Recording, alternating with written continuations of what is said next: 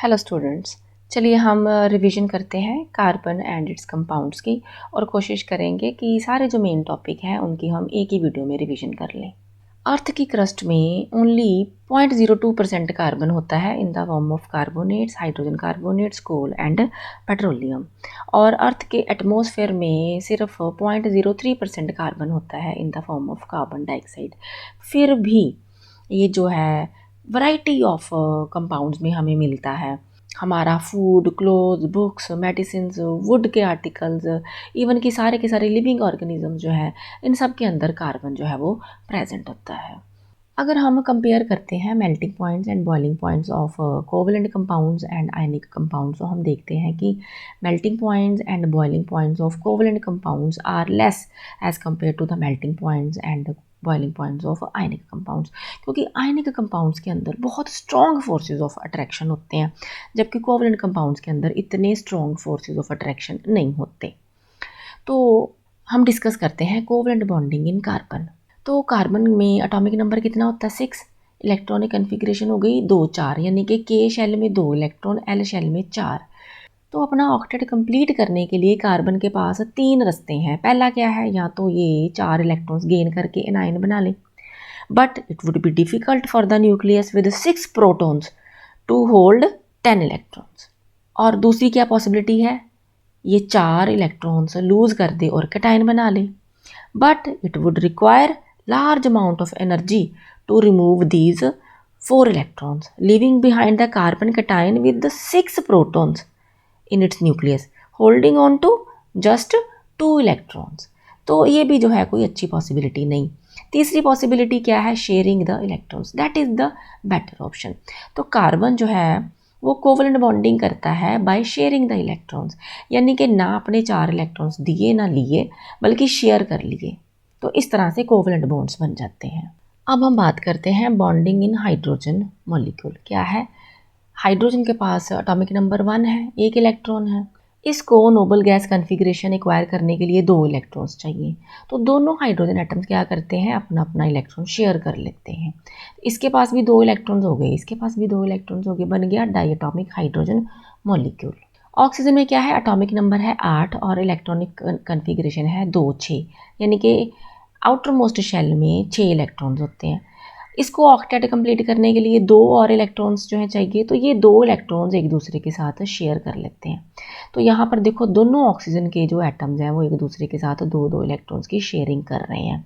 इसके पास भी इसका ऑक्टेट कंप्लीट हो गया, 8 इलेक्ट्रॉन्स हो गए, 4 ये, 2 ये, 6 जमा 2 ये 8। इसी तरह से इसके पास भी 8 इलेक्ट्रॉन्स हो गए, दोनों का ऑक्टेट कंप्लीट हो गया, बन गया डाइएटॉमिक ऑक्सीजन मॉलिक्यूल। नाइट्रोजन के केस में क्या है? एटॉमिक नंबर है 7, तो इलेक्ट्रॉनिक कन्फिग्रेशन क्या हुई?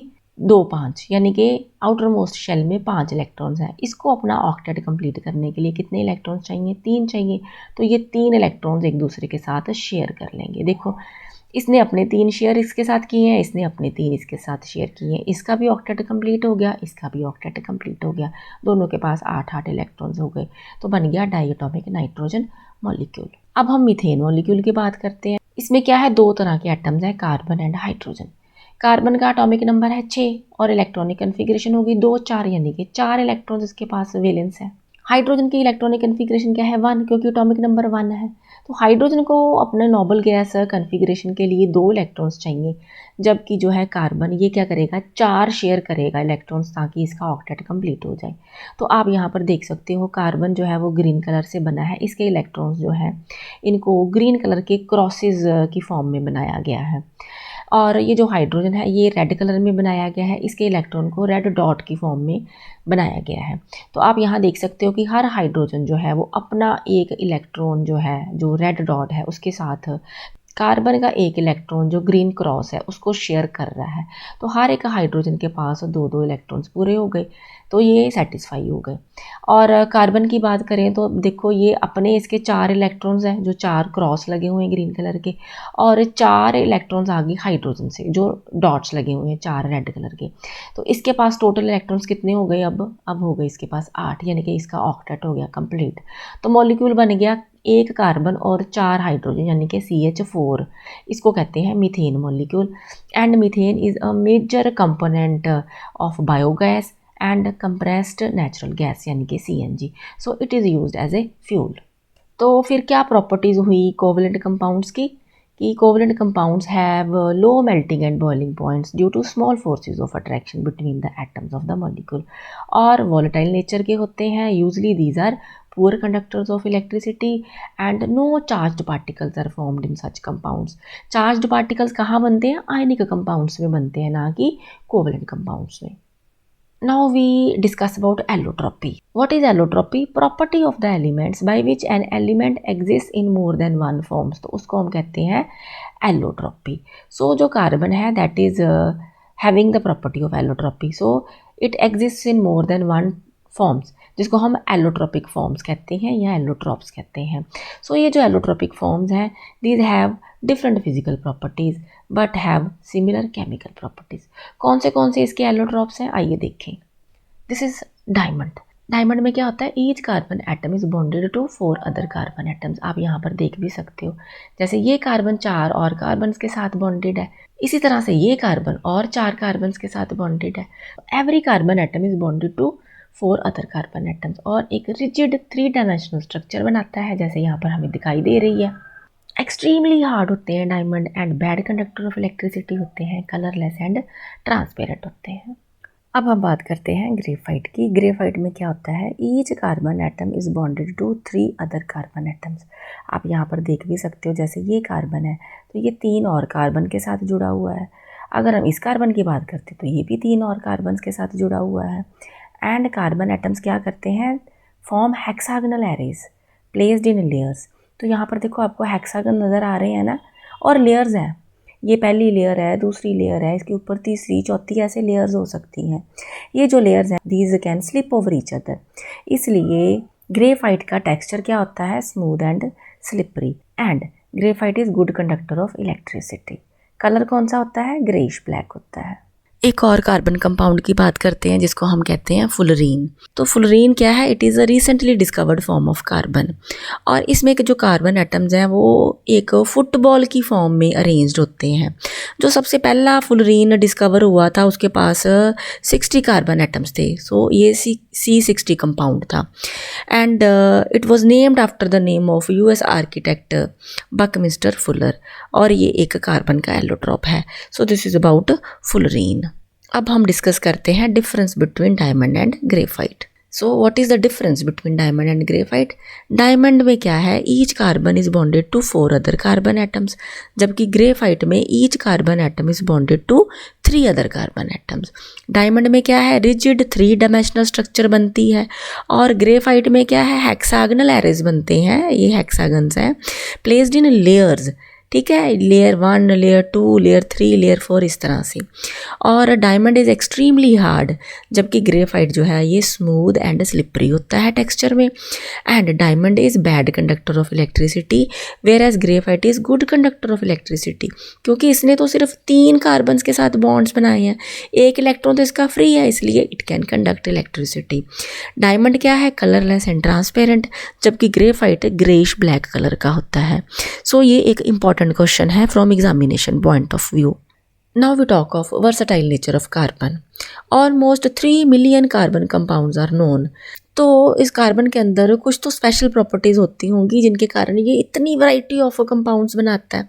तो वो कौन सी स्पेशल प्रॉपर्टीज़ हैं? Catenation, tetravalency and tendency to form multiple bonds. तो ये एक एक करके हम आगे डिस्कस करते हैं। फर्स्ट हम लेते हैं कैटिनेशन। What is catenation? कि कार्बन जो है कार्बन के ही दूसरे जो एटम्स हैं उनके साथ बॉन्डिंग कर सकता है और लंबी लंबी चेन्स बना सकता है, चाहे ये जो है स्ट्रेट चेन्स हो, चाहे ये जो है ब्रांच चेन्स हो, चाहे ये जो है रिंग्स फॉर्म में हो। तो this property of a carbon is known as catenation, यानी कि long chains straight as well as branched or rings are formed by linking with other carbon atoms, and carbon exhibits maximum catenation due to its small size and strong carbon-carbon bond. Next जो property है इसकी special property that is tetravalency. Atomic number 6 है, electronic configuration क्या है 2 4, यानी कि valence electrons कितने हैं 4। तो ये जो है it can make bonds with 4 carbon atoms या 4 मोनोवेलेंट एटम्स के साथ, जैसे हाइड्रोजन या हेलोजन उनके साथ। जैसे यहाँ पर देखो कार्बन के जो 6 इलेक्ट्रॉन्स हैं, 2 आ गए के शेल में, एल में आ गए 4, ये 4 जो है आगे मोनोवेलेंट एटम्स के साथ बॉन्डिंग कर सकते हैं, जैसे हाइड्रोजन के साथ की। तो खुद के 4 इलेक्ट्रॉन्स हैं, एक एक इलेक्ट्रॉन जो है हाइड्रोजन का शेयर किया, अपना ऑक्टेट कंप्लीट कर लिया, 8 इलेक्ट्रॉन्स हो गए। इसी तरह से हाइड्रोजन के पास भी हीलियम जैसी जो है नोबल गैस कन्फिग्रेशन आ गई, तो ये भी सेटिस्फाई हो गया। इस तरह से बड़े वैरायटी ऑफ कंपाउंड्स जो हैं वो टेट्रावेलेंसी ऑफ कार्बन के कारण ही बनते हैं। So this is also a very special property of carbon. Then tendency to form multiple bonds, यानी कि जो कार्बन है ये डबल या ट्रिपल बॉन्ड्स बनाता है by sharing more than 1 pair of electrons. देखो अगर एक पेयर ऑफ इलेक्ट्रॉन्स शेयर होता है सिंगल बॉन्ड बनता है, अगर 2 पेयर्स ऑफ इलेक्ट्रॉन्स शेयर होते हैं डबल बॉन्ड बनता है, अगर 3 पेयर्स ऑफ इलेक्ट्रॉन्स शेयर होते हैं तो 3 बॉन्ड यानी कि ट्रिपल बॉन्ड बनता है। और it forms very stable compounds and small size of carbon helps in strong bonding. Hydrocarbons की बात करते हैं। So these are the compounds having carbon and hydrogen atoms. ये जो है 2 तरह के होते हैं, saturated hydrocarbons and unsaturated hydrocarbons. Saturated में क्या है, carbon atoms are bonded with only single bonds, यानी कि सिर्फ सिंगल बॉन्ड्स बनते हैं। इनको हम एल्केन्स कहते हैं। इनका जनरल फॉर्मूला होता है CnH2n+2, जहाँ पर n क्या है, नंबर ऑफ कार्बन एटम्स है। तो ये नंबर ऑफ कार्बन एटम्स जो है वो वेरी करेंगे, 1 2 3 4 जितने मर्जी हो सकते हैं। एंड जो सैचुरेटेड हाइड्रोकार्बन्स हैं these are usually solid at room temperature. Second type है अनसैचुरेटेड हाइड्रोकार्बन्स की। इनमें क्या है, एटलीस्ट एक डबल या ट्रिपल बॉन्ड प्रेजेंट होता है और ये सैचुरेटेड के कंपैरेटिवली ज़्यादा रिएक्टिव होते हैं। Normally these are liquid at room temperature and जब ये बर्न करते हैं तो इनकम्प्लीट कंबशन से ये सूटी फ्लेम देते हैं, जिसमें कि काले काले से अनबर्नड कार्बन जो है वो प्रेजेंट होते हैं। अब अनसैचुरेटेड हाइड्रोकार्बन्स जो है ये भी 2 तरह के होते हैं, एल्कीन्स एंड एल्काइंस। एल्कीन्स में क्या है, कम से कम एक डबल बॉन्ड होता है, बाकी जितने मर्जी सिंगल बॉन्ड्स हो लेकिन कम से कम एक डबल बॉन्ड होता है। डबल बॉन्ड होगा यानी कि 2 पेयर्स ऑफ इलेक्ट्रॉन्स शेयर होंगे इसमें। जनरल फॉर्मूला क्या है, CnH2n, यानी कि n का नंबर अगर आप 2 ऑनवर्ड्स कोई भी डालते हो तो आपको पूरा फॉर्मूला जो है वो मिल जाएगा। जैसे अगर n = 2 डालते हो तो क्या बन जाएगा, C2H4। तो C2H4 को हम क्या कहते हैं, इथीन कहते हैं। इसी तरह से अगर इस फॉर्मूले में हम n = 3 पुट करें तो क्या बन जाएगा, C3H6, ये बन जाएगा मॉलिक्यूलर फॉर्मूला ऑफ प्रोपीन। तो एल्कीन के केस में क्या है, रूट वर्ड एथ और प्रॉप के साथ पीछे सफिक्स लगा हुआ है ईन। इसी तरह से सेकंड कैटेगरी है एल्काइंस की। इनमें क्या है, जितने मर्जी सिंगल बॉन्ड्स हों लेकिन कम से कम एक तो ट्रिपल बॉन्ड होगा। अगर एक ट्रिपल बॉन्ड है इसका मतलब 3 पेयर्स ऑफ इलेक्ट्रॉन्स शेयर हो रहे हैं। जनरल फॉर्मूला क्या है, CnH2n-2, यानी कि n2 ऑनवर्ड्स कोई भी नंबर हो सकता है। तो अगर आप n = 2 यहाँ पर पुट करोगे तो क्या आ जाएगा, C2H2, ये क्या हो जाएगा, ये इथाइन हो जाएगा। अगर आप n = 3 पुट करते हो क्या हो जाएगा, C3H4, ये हो जाएगा प्रोपाइन। तो इसमें रूट वर्ड एथ और प्रॉप के पीछे सफिक्स लग रहा है आइन, तो बन रहा है ethyne and propyne. It means कुछ रूट वर्ड हैं जिनके पीछे हम एन, ईन या आइन के सफिक्स लगा रहे हैं और इनका नाम बन रहा है। ये रूट वर्ड्स कौन से हैं, ये है टेबल ऑफ रूट वर्ड्स। देखो इसमें क्या है, अगर नंबर ऑफ कार्बन एटम्स 1 है तो रूट वर्ड हो जाएगा मेथ, 2 है तो एथ, 3 है तो प्रॉप, 4 है तो ब्यूट, 5 है तो पेंट, 6 है तो हेक्स, 7 हेप्ट, 8 ऑक्ट, 9 नैन, 10 डेक। यानी कि अगर हम बात कर रहे हैं एल्केन्स की, ठीक है, तो एल्केन्स का जनरल फॉर्मूला क्या होता है, CnH2n+2। तो अगर आप n = 1 पुट करो तो क्या आ गया, आपके पास आ गया C1H4 आ गया। ठीक है, इसको हम कैसे लिखेंगे, है तो ये एल्केन है तो हम इसका रूट वर्ड क्या लेंगे, n = 1 है तो रूट वर्ड आ जाएगा मैथ। ठीक है, यहाँ पे हो गया मैथ। मैथ के पीछे हमने यहाँ पर ये क्योंकि सिंगल बॉन्डेड है तो एल्केन का सफिक्स एन लेंगे, तो मैथ के साथ एन ऐड करेंगे, क्या बन जाएगा, मीथेन बन जाएगा। इसी तरह से अगर हमारे पास नंबर ऑफ कार्बन एटम्स किसी कंपाउंड में 2 आ रहे हैं तो रूट वर्ड क्या हो जाएगा, एथ हो जाएगा। अगर वो एल्केन है यानी कि सिंगल बॉन्डेड है तो पीछे एन लगेगा, इथेन बन जाएगा। अगर 3 कार्बन एटम्स हैं तो प्रोपेन बन जाएगा, ब्यूटेन बन जाएगा, पेंटेन बन जाएगा, ऐसे इसका नाम हो जाएगा। लेकिन अगर जनरल फॉर्मूला जो है लग रहा है CnH2n, तो ये जनरल फॉर्मूला किसका होता है, ये होता है एल्कीन का, यानी कि जिसके अंदर कोई एक डबल बॉन्ड होता है। तो उसमें क्या है, अगर आप n = 2 पुट करते हो तो 2 है तो यहाँ पर देखो रूट वर्ड क्या आएगा, एथ आएगा ना, ठीक है, एथ आ गया। और पीछे क्या लगेगा, ईन, क्या बनेगा, इथीन बनेगा। और इसका मॉलिक्यूलर फॉर्मूला क्या हो जाएगा, इस फॉर्मूले में आप n = 2 पुट करो, क्या हो जाएगा, C2H4। ये क्या हो गया, इथीन का मॉलिक्यूलर फॉर्मूला हो गया। तो इस तरह से इनके जो है वो नाम रखे जाते हैं। अब हम देखते हैं structure of ethane, ethene and ethyne. इसमें क्या है, एथ लगा हुआ है, यानी कि रूट वर्ड एथ जो है ये क्या सिग्निफाई करता है, ये बताता है कि इनमें n की वैल्यू जो है वो क्या है, 2 है, ठीक है। अब इथेन में क्या हो रहा है, 2 कार्बन है, सिंगल बॉन्ड्स है, क्योंकि पीछे एन लगा हुआ है तो सिंगल बॉन्डेड है, और हर कार्बन के साथ 3 हाइड्रोजन एटम्स लगे हुए हैं, ये हो गया इथेन। इथीन में क्या है, 2 कार्बन एटम्स के बीच में डबल बॉन्ड्स हैं और हर कार्बन 2 हाइड्रोजन के साथ लगा हुआ है। इथाइन में क्या है, दोनों कार्बन के बीच में एक ट्रिपल बॉन्ड है और साथ में एक हाइड्रोजन जो है वो भी लगा हुआ है। अब ये स्ट्रक्चर कैसे बनी है, थोड़ी ये भी डिस्कशन कर लेते हैं। जैसे कि ये देखो, अगर हम बात करते हैं इथेन की, तो इथेन में क्या है, ये आ गया एक कार्बन जिसके पास खुद के 4 वैलेंस इलेक्ट्रॉन्स हैं, ये आ गया दूसरा कार्बन जिसके पास खुद के 4 जो है वो वैलेंस इलेक्ट्रॉन्स हैं।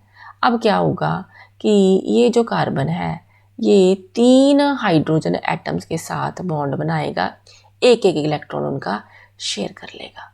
इसी तरह से यहाँ पर भी एक हाइड्रोजन ये हो गया, एक हाइड्रोजन ये हो गया, एक हाइड्रोजन ये हो गया। अब हम देखते हैं कि इस कार्बन के पास टोटल इलेक्ट्रॉन्स कितने हुए। अब देखो, अब 2 ये हो गए, 2 ये हो गए 4, 2 ये हो गए 6, 2 ये हो गए 8। तो इसका तो हो गया 8 का, यानी कि ऑक्टेट कंप्लीट। इसी तरह से इस कार्बन का देखो, 2 इलेक्ट्रॉन ये हो गए, 2 ये हो गए, 2 ये हो गए, 2 ये हो गए, टोटल कितने हो गए 8। इसका भी ऑक्टेट कंप्लीट हो गया। हाइड्रोजन का देखो, अब हर हाइड्रोजन के पास 2 इलेक्ट्रॉन्स जो है वो हो गए, एक खुद का, एक शेयर किया हुआ है जो कार्बन वाला।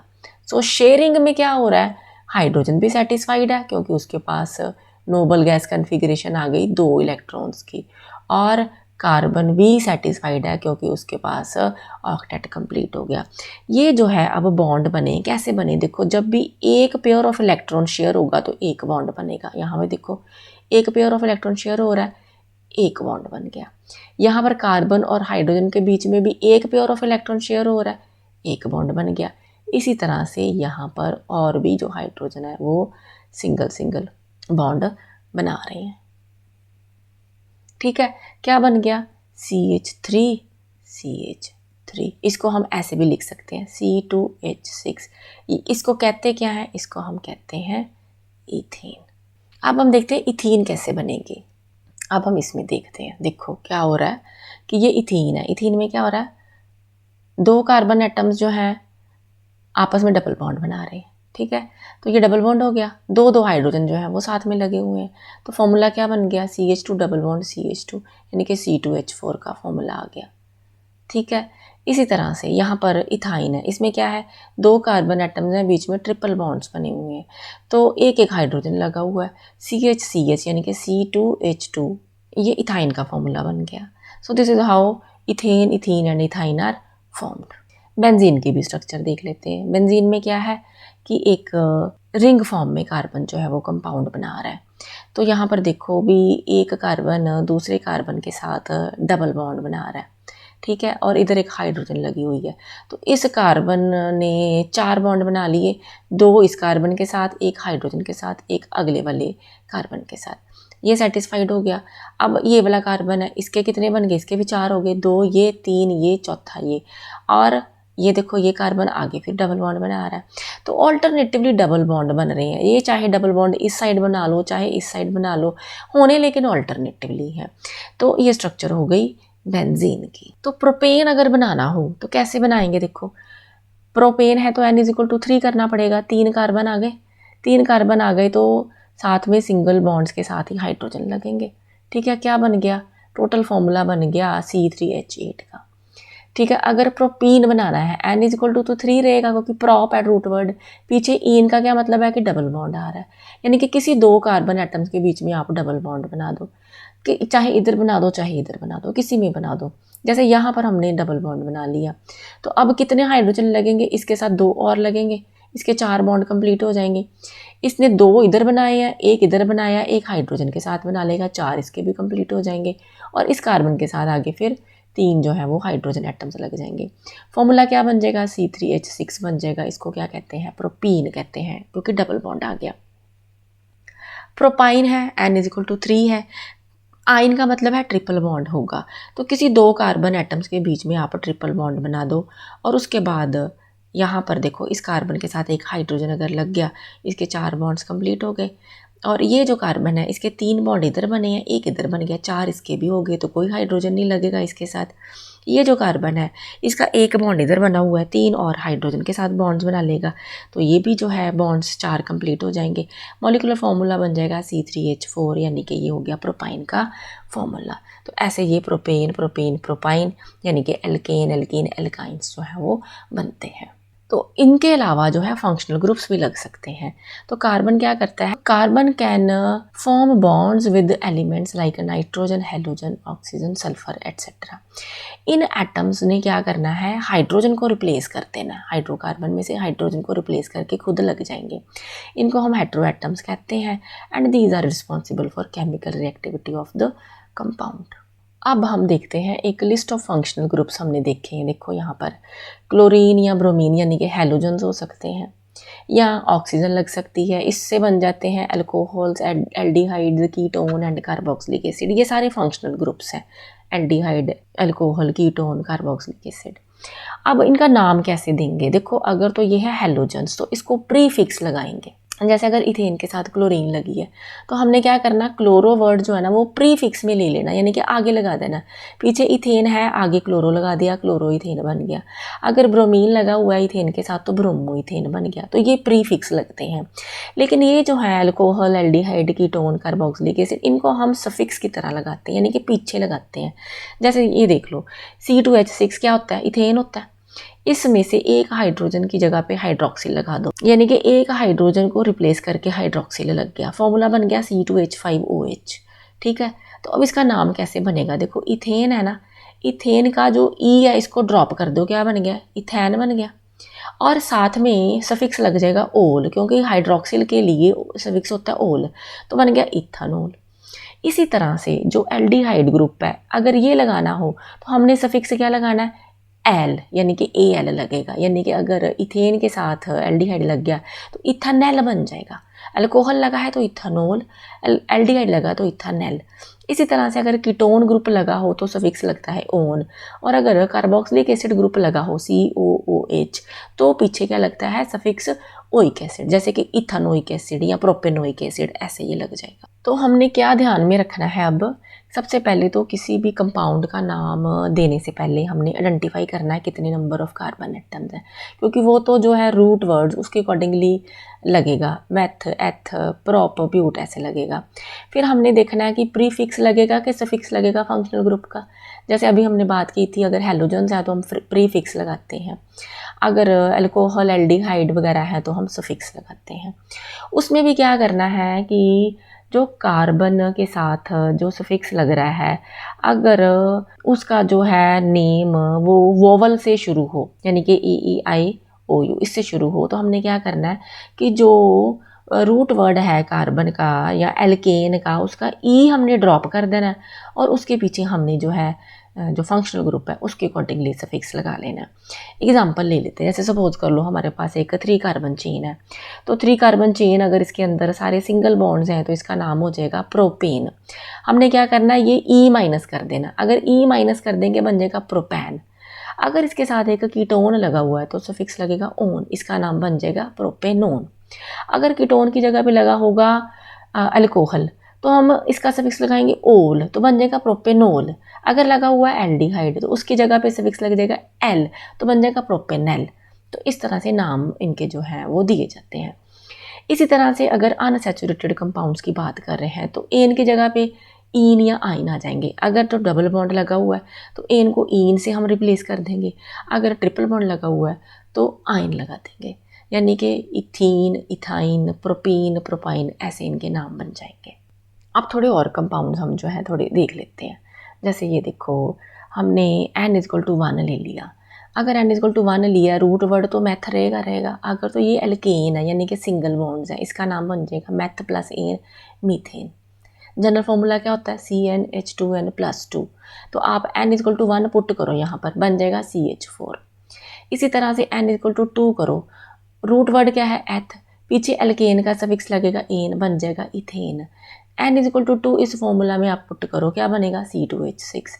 इसी तरह से ही अगर आप n=3 ले लो, रूट वर्ड हो गया प्रोप और पीछे लग गया एन, बन गया प्रोपेन।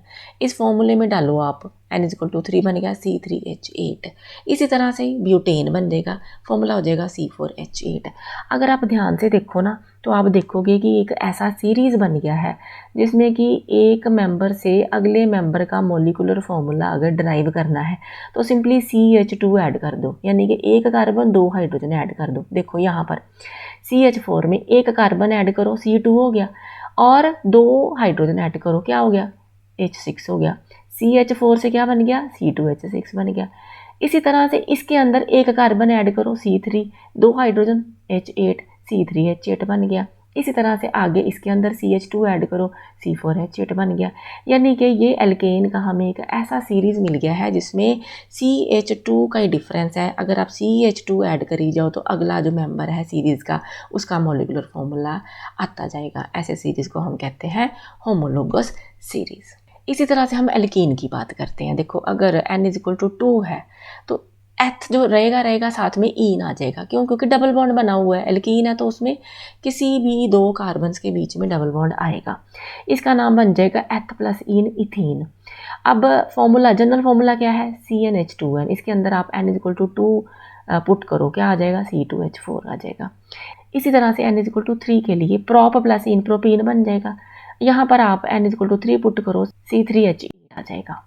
ठीक है, इसमें और इसमें क्या फ़र्क है, CH2 का फ़र्क है, यानी कि इथीन में एक कार्बन और 2 हाइड्रोजन ऐड करो, प्रोपीन आ जाएगा। प्रोपीन में आप फिर से एक कार्बन और 2 हाइड्रोजन ऐड करो, ब्यूटीन आ जाएगा। और ऐसे ही अगले अगले मेंबर जो है वो आते जाएंगे। ये हो गया एल्कीन का होमोलोगस सीरीज़। इसी तरह से एल्काइन की बात करते हैं। एल्काइन में क्या होता है, ट्रिपल बॉन्ड होता है। n=2 ले लो, रूट वर्ड हो गया एथ, पीछे सफिक्स आ गया आइन, बन गया इथाइन। जनरल फॉर्मूला क्या है CnH2n-2। n=2 पुट करोगे क्या बनेगा C2H2 बनेगा। ठीक है, तो अब आप n=3 ले लो, प्रोप प्लस आइन, प्रोपाइन बन गया। इसमें क्या है C2H2 में एक कार्बन और 2 हाइड्रोजन ऐड करो, क्या बन गया प्रोपाइन का फॉर्मूला C3H4। इसमें एक कार्बन 2 हाइड्रोजन ऐड करो, बन गया ब्यूटाइन का फॉर्मूला C4H8। इसी तरह ब्यूटाइन के अंदर एक कार्बन और 2 हाइड्रोजन ऐड करो, क्या बन जाएगा C5H8, क्या बन गया पेंटाइन का फॉर्मूला बन गया। तो इस तरह से ये एक होमोलोगस सीरीज ऑफ एल्काइन बन जाएगा। बड़ी बात ये है कि एक होमोलोगस सीरीज में एक मेंबर से दूसरे जो सक्सेसिव मेंबर का मॉलिक्यूलर फॉर्मूला जो है उसमें सिर्फ CH2 ही ऐड होता है। इट मीन्स होमोलोगस सीरीज फिर क्या हुआ, ये ऐसा सीरीज है which consist of a group of compounds having same functional group and similar properties. Successive members of the series differ by CH2 group, यानी कि 1 carbon and 2 hydrogen atoms in the molecular formula. वही तो अभी हम करके हटे हैं। And all compounds of the series can be represented by same general formula. ठीक है, जैसे अभी हमने किया एल्केन का, अल्काइन का जनरल फॉर्मूला सेम रहना है और सबकी केमिकल प्रॉपर्टीज सिमिलर होती हैं। और melting points and boiling points जो हैं वो with increasing molecular mass increase करेंगे। सो ये हो गया अबाउट होमोलोगस सीरीज। कुछ फंक्शनल ग्रुप के साथ भी देख लेते हैं होमोलोगस सीरीज। जैसे हम एक फंक्शनल ग्रुप अल्कोहल की बात करते हैं तो इसका जनरल फॉर्मूला होता है CnH2n+1OH। ठीक है, अगर n=1 लें तो एल्केन है तो मीथेन आ जाएगा, मीथेन का ई ड्रॉप कर दो, मीथेन बन गया, पीछे जो है सफिक्स क्या लगेगा, ओल, बन जाएगा मिथानोल। फॉर्मूला क्या हो जाएगा, n = 1 पुट करो, आ जाएगा CH3OH। ठीक है, अब आगे देखो, n = 2 कर दो, बन जाएगा इथानोल। ठीक है, जनरल फॉर्मूला यही है, इसके अंदर n = 2 डालो, क्या बन गया, C2H5OH। इसमें और इसमें क्या हुआ है फ़र्क, CH2 का फ़र्क हुआ है। CH3OH में आपने CH2 ऐड कर दिया, क्या बन गया, C2H5OH बन गया। इसके अंदर CH2 और ऐड कर दो, बन जाएगा प्रोपेनॉल, n = 3 वाला, यानी कि C3H7OH। इसमें और CH2 ऐड कर दो, क्या बन जाएगा, C4H9O7 बन जाएगा, यानी कि n = 4 के साथ ब्यूटानोल बन जाएगा।